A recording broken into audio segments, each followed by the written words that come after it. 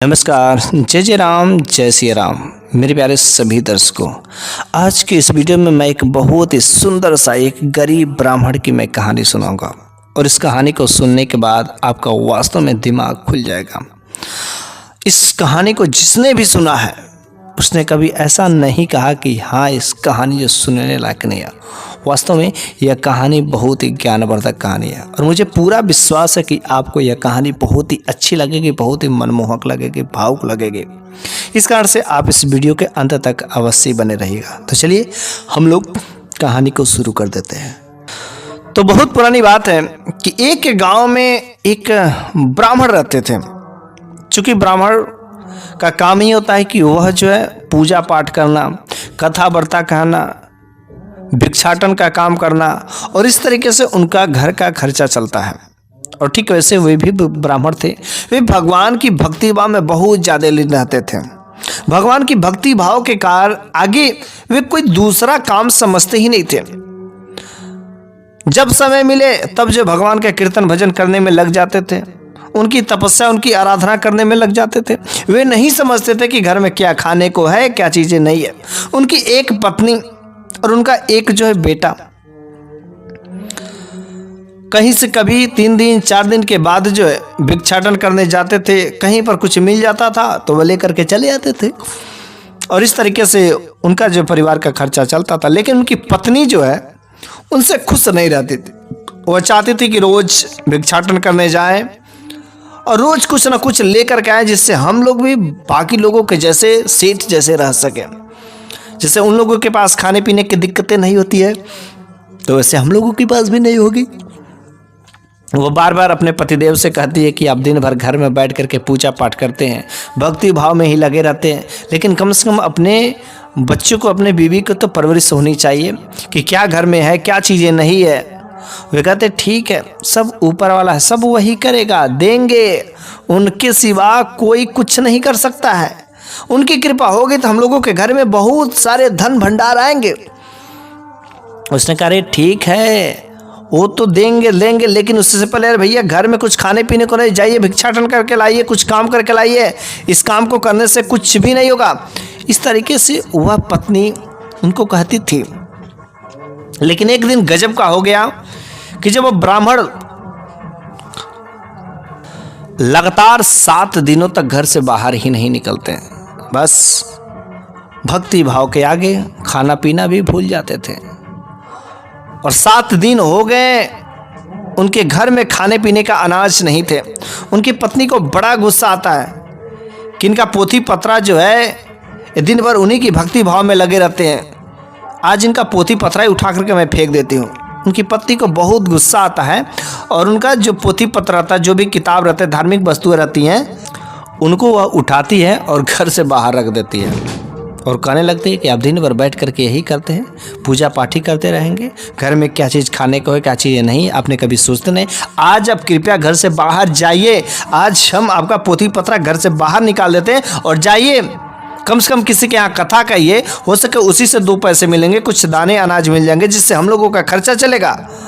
उनको थोड़ा सा अपमान हो जाता है और वह तुरंत जो है घर से बाहर निकल जाते हैं।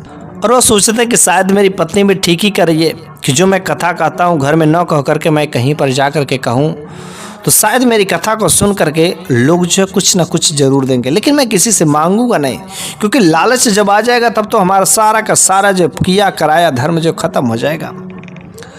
तो इस तरीके से वह जो ब्राह्मण देव गांव में जाते हैं और एक जगह पर बैठ करके कथा कहना शुरू कर देते हैं, लेकिन उनकी कथा को सुनने कोई आता ही नहीं है। एक गांव पर रुक करके कथा कहते हैं, किसी ने नहीं सुना। दूसरे गांव पर जा करके कथा कहते हैं, लेकिन कोई भी आता ही नहीं, कोई रुकता ही नहीं, कोई उनकी कथा को सुनता नहीं। बेचारे बड़े ही अफसोस में होते कि मेरी कथा को कोई जब सुन ही नहीं रहा है तो क्या कोई दान देगा, इससे तो भूखे ही हम लोग मर जाएंगे। बड़े बेचारे चिंता में हो करके जा करके एक पीपल के वृक्ष के पास में बैठ जाते हैं और वहाँ पर वह आराम करने लगते हैं। लेकिन कुछ समय बाद उस पीपल के वृक्ष के नीचे बैठे बैठे उनके मन में ख्याल आता है कि क्यों ना हम अपनी कथा को इस पीपल के वृक्ष को ही सुनाते हैं। जब कोई नहीं सुन रहा है तो इससे अच्छा है कि कोई पेड़ पौधों को ही सुनाए, हो सके कुछ ऊपर वाले की करिश्मा हो सकती है। और इस तरीके से वह ब्राह्मण देव पीपल के वृक्ष को कथा सुनाते हैं। चूंकि पीपल के वृक्ष में एक सांप रहता था, एक नाग रहता था, और वह कथा सुनता है। जब कथा समाप्त हो जाती तो उस पीपल के वृक्ष के जड़ में से वह सर्प निकलता है, अपना विशाल हुड किए, और ब्राह्मण देव देखते हैं तो थोड़े से डरते हैं और डर करके भागने लगते हैं। लेकिन वह सर्प अपने वास्तविक रूप में आकर कहता है, अरे ब्राह्मण देव आप भागिए नहीं, मैं आपके भले की बात करूंगा, आप कृपया यहाँ पर आइए। वह जो है इच्छाधारी नाग रहता है और वो उस ब्राह्मण देव को बुलाते हैं। ब्राह्मण देव डरते डरते उस पीपल के वृक्ष के पास में जाते हैं और वह नाग जो कहता है कि आपने जो कथा सुनाई है ये बहुत ही अच्छी कथा है, और आप रोज आकर के आप मुझे इस कथा को सुनाया करिएगा, और मैं इसके बदले आपको एक स्वर्ण की मुद्राएं दिया करूंगा। वो ब्राह्मण देव कहते वास्तव में सच? उसने कहा हाँ, मैं रोज एक स्वर्ण की मुद्राएं दूंगा, आप मुझे रोज इस कथा को श्रवण करिएगा। लेकिन ये जो सोने की मुद्रा जो मैं दूंगा, इस राज की बात को जो आप बचाए रखिएगा, किसी को बताइएगा मत।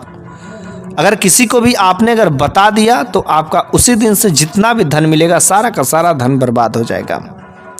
अब तो वह ब्राह्मण देव उस सोने की मुद्रा को ले जाकर के अपनी पत्नी के हाथों पर रखते हैं। वह पत्नी उस सोने की मुद्रा को पा करके खुशी से फूला ना समाया जाता है, बहुत ही प्रसन्न होती है। रोज इस तरीके से वह ब्राह्मण देव अपना पोथी पत्रा लेते हैं और उस पीपल के वृक्ष के पास जाते हैं, कथा कहते हैं। कथा सुनने के बाद वह नाग उन्हें एक सोने की मुद्राएं देता है, और इस तरीके से उस ब्राह्मण देव की स्थिति दिन पर दिन अच्छी होती गई। लेकिन अगर गांव में रहते हों तो भली बात आप इस बात से वाकिफ होंगे, अगर आपके घर पर अचानक धन बढ़ना शुरू हो जाता है, पैसे आने के रास्ते अगर खुल जाते हैं, तो अगल बगल के लोगों के पेट में कीड़े काटने लगते हैं, चूहा कूदने लगता है कि अभी तक तो इसके पास कुछ नहीं था, लेकिन अचानक ऐसा धन कैसे आ गया। लोगों में चर्चाएं होने लगी क्योंकि वह ब्राह्मण देव अब एक धनी इंसान बन गए। लोगों में चर्चाएं होने लगी, अब वह ब्राह्मण गरीब नहीं धनी बन गए, उनके पास सब सामान हो गए, सारे के सारे व्यवस्थाएं हो गए। लेकिन अगल बगल की महिलाओं ने एक दिन आकर के उनकी पत्नी से पूछा कि आखिर आपके ब्राह्मण देव रोज कहाँ जाते हैं और कौन सा काम करते हैं जिसकी वजह से इतना ढेर सारा जो धन मिलता है। कहीं ना कहीं कोई गलत वाली काम तो नहीं करते हैं ना, जिसके उपरांत जो है गलत काम में इतने सारे पैसे मिल सकते हैं, वरना सही काम में तो कहाँ कोई इतना पैसा कमा सकता है। अब जो है उनकी जो पत्नी थी ब्राह्मण की, उनके मन में शक हो जाता है कि मेरे पतिदेव कहीं कोई गलत काम तो नहीं कर रहे हैं, जिसकी वजह से वह उस दिन निगरानी में रहती कि कब वे जल्दी से आते हैं। उस दिन भी वह ब्राह्मण देव जाते हैं और कथा सुनाने के उपरांत तुझे एक सोने की मुद्राएं लेकर के अपने पत्नी के हाथों में देते हैं। वह पत्नी सोने की मुद्राओं को फेंक करके कहती, पहले आप ये बताइए कि रोज आप आखिर कौन सा काम करते हैं, किसके पास जाते हैं कि जिसके बदले वह इतना ढेर सारा धन देता है। आज मैं बिना जाने रहूंगी ही नहीं, कुछ भी हो किसी हालत पर आप मेरे को बताइए। उसने कहा, प्रिय अगर मैं बता दूंगा ये राज की बात तो बिल्कुल उसी समय सारा का सारा धन नष्ट हो जाएगा। अब वह धन मिलते मिलते जो ब्राह्मण की पत्नी थी ब्राह्मणी, वह लालची हो चुकी थी, लेकिन उसे समझ नहीं आ रहा था। वह ब्राह्मण देव कहते कि मत पूछो, जिद मत करो, नहीं तो सारा का सारा धन नष्ट हो जाएगा। किसी तरीके से वह मनाते हैं लेकिन बताते नहीं हैं। लेकिन एक दिन दो दिन फिर से अगल बगल की महिला उनके पास आई, अरे ब्राह्मण देव ने बताया कौन सा काम करते, कहाँ पर जाते हैं, क्या कोई राज दिया? पत्नी ने कहा, नहीं कोई राज तो नहीं दिया, बताया ही नहीं क्या करते हैं। अरे कैसी पत्नी है, आप अपने पति से पूछ नहीं पाती कौन सा काम करते हैं, बाद में फंसेंगी तो आप फंसेंगी। कौन सा किसके साथ गुल छर्रे उड़ाए, क्या कभी आपने सोचा कहीं वो सौतन तो नहीं रख लिए ना जिसके उपरांत तो देती है। अब सौतन वाली बात किसी के भी स्त्री के मत्थे में पल्ले नहीं पड़ता है। अब उस दिन भी ब्राह्मण देव आते हैं और जिद करके बैठ जाती हैं कि आज जब तक आप बताएंगे नहीं कहाँ जाते हैं, कौन सा काम करते हैं, जिसके उपरांत स्वर्ण मुद्राएं मिलती है, और तब तक आज कुछ करूंगी नहीं, खाना पीना कुछ नहीं बनेगा, और गुस्सा करके बैठ जाती है। अब ब्राह्मण देव बड़े पछताते, कहते हैं कि प्रिय मत पूछो, बर्बाद हो जाएगा, ये राज की बात है, राज ही रहने दो। लेकिन वह पंडिताइन, वह ब्राह्मणी बिल्कुल मानती ही नहीं है। आज मुझे जानना है तो जानना है। अब वह पंडिताइन जो ब्राह्मणी थी, उसको वह ब्राह्मण देने सारे के सारे वह सर्प वाले राज्य जो बता देते हैं कि मैं एक सर्प को कथा सुनाता हूँ, जिसके उपरांत वह एक स्वर्ण की मुद्राएं देती है। अब वह ब्राह्मणी सोचती कि उस सर्प के पास ढेर सारी मुद्राएं, क्यों ना ये रोज रोज कथा कहने के उपरांत उस सांप को मार करके और उसके बिल से पूरे के पूरे स्वर्ण की मुद्राएं को एक ही दिन निकाल लिया जाए। ये रोज रोज का ड्रामा ही खत्म हो जाएगा। अगले दिन वह ब्राह्मणी जो है प्लान बना लेती है उस सर्प को मारने का, लेकिन कैसे मारा जाए इसका उपाय नहीं सोचती। रात्रि के समय में उसके मन में कुछ विचार भी आते उस सर्प को मारने के लिए, लेकिन उससे पहले कि जब वह ब्राह्मण देव उठ करके कथा सुनाने के लिए जाए, वो ब्राह्मण देव को कुछ जो निद्रा वाले गोली दो है दवाएं दे करके वह सुला देती लंबे नींद के लिए। वो ब्राह्मण देव सो जाते हैं। अब जो है वह अपने बेटे को समझाती है कि पोथी पत्रा उठाओ और जाओ उस पीपल के वृक्ष के पास में जहाँ तुम्हारे पिताजी कथा कहते हैं, और जिसके उपरांत जो सर्प जो स्वर्ण की मुद्राएं देता है। लेकिन तुम एक जो है खंजर भी ले लो। जैसे ही वो सर्प जो स्वर्ण मुद्राएं रख करके जाएगा, तुम जो तुरंत उसको मार देना। मारने के बाद जो है उसके बिल से जितने भी सोने की मुद्राएं रहेंगे, सारे के सारे स्वर्ण मुद्राएं तुम लेकर के चले आना। इस तरीके से उसकी माता ने अपने बेटे को ऐसा सिखा देती है, और वह बेटा खंजर लेकर के और वो बाबा जी का पोथी पत्रा लेकर के चल पड़ता है कथा कहने। जब वहाँ पर पहुँचता है, पीपल के वृक्ष के नीचे बैठता है, कथा कहता है। कथा कहने के उपरांत जो कथा समाप्त होने के बाद उस बिल में से एक भयंकर मोटा जो इच्छाधारी नाग निकलता है। लड़का थोड़ा सा देख करके भयभीत होता है, लेकिन पहले से पता था कि यही वो नाग है जो कथा सुनता है और डसेगा नहीं, काटेगा नहीं। वो इच्छाधारी नाग कहता है कि मुझे पता है कि तुम जो है उस ब्राह्मण के बेटे हो सके किसी कारण बस फंस गए हो और आज तुमको भेज दिए, लेकिन कोई बात नहीं, मैं तब भी स्वर्ण मुद्राएं तुमको देता हूं क्योंकि तुम उसी वंशज के हो। और स्वर्ण मुद्राएं वह सर्प जो जैसे ही रख करके घूम करके पीछे जाता है, उस लड़के ने पीछे से खंजर से वार कर देता है। और जैसे खंजर से वार करता है, वह खंजर जो उसके पूंछ पर लगती है, जिसकी वजह से पूंछ कट जाती है। सांप को भयंकर क्रोध आता है और इतना गुस्सा आता है कि वह सर्प जो तुरंत पीछे घूम करके उस लड़के के पैरों में काट लेता है। और जैसे ही डसता है, वो लड़का तुरंत वहीं पर गिर करके उसकी मौत हो जाती है। लेकिन जब उधर ब्राह्मण देव उससे निद्रा से खुलते हैं तो समय देखते तो काफी लेट हो गया रहता है और सोचते हैं आज तो काफी लेट हो गया। अब वो अपना पोथी पत्रा खोजते हैं, लेकिन उनका पोथी मिलता ही नहीं है। भला घर में रहे तब तो मिले, नहीं मिलता। तुरंत वो समझ जाते कि आज कुछ ना कुछ गड़बड़ हो गया, मेरी पत्नी ने कुछ जो चाल चल दी। वो भगे भगे भगे भगे उस पीपल के वृक्ष के पास में जाते हैं। जब वहां पर देखते तो उनके पैरों तले जमीन खिसक जाती है।